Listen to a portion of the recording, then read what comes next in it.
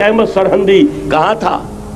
صنم خانہ ہند میں حاضر ہوا میں شیخ مجدد کی لحد پر، وہ خاک کے ہے زیر فلک مطلع انوار، گردن نہ جھکی جس کی جہانگیر کے آگے، جس کے نفس گرم سے ہے گرمی اعرار۔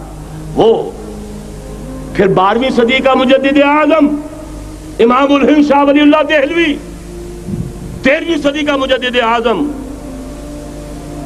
سید احمد بریلوی، اس کے خون کا امین اور اس کے ساتھ کے شہداء کے خون کا امین، ان کے جسموں کا امین آپ کا خطہ ہزارہ، آپ کا خطہ سوات، اس میں ان کی جانیں ہیں جو دی گئی ہیں۔ اور وہ نہایت میں آپ سے عرض کر دوں، دور صحابہ کے بعد اتنا خالص اسلامی جہاد پوری مسلمان تاریخ میں نہیں ملے گا جتنا وہ تحریک شہیدین کا تھا۔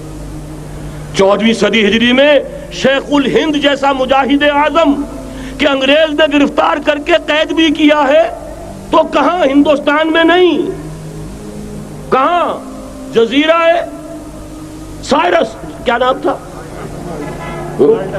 مالٹا، جزیرہ مالٹا بحر روم میں اقبال کے نفس سے ہے لالے کی آگ تیز، ایسے غزل سرا کو چمن سے نکال دو، کہیں ہندوستان کی کسی جیل میں ہوا تو شاید اس کے نفس کی گرمی ہی سے کوئی حرارت پیدا ہو جائے۔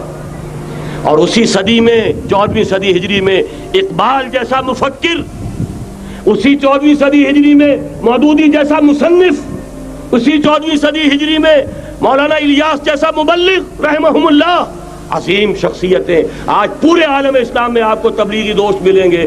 یہ کہاں سے شروع ہوئی تحریک؟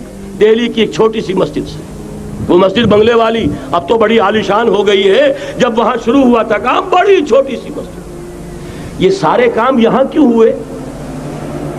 پورا عالم اسلام آزاد ہوا، کہیں نعرہ اسلام کا نہیں لگا، کہیں عرب قومیت پر، کہیں کسی اور عصبیت پر تحریکیں چلی ہیں، صرف تحریک پاکستان تھی کہ پاکستان کا مطلب کیا؟ لا الہ الا اللہ۔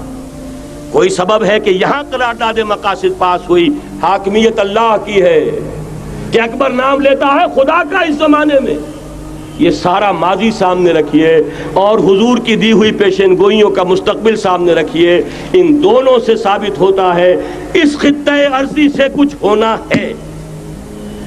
اگرچہ بھٹکے ہوئے ہیں لیکن کبھی بھولی ہوئی منزل بھی یاد آتی ہے راہی کو، اور بھٹکے ہوئے آہو کو پھر سوئے حرم لے چل، اس کی ضرورت ہے مسلمان کو پھر اس کا مقصد یاد دلایا جائے۔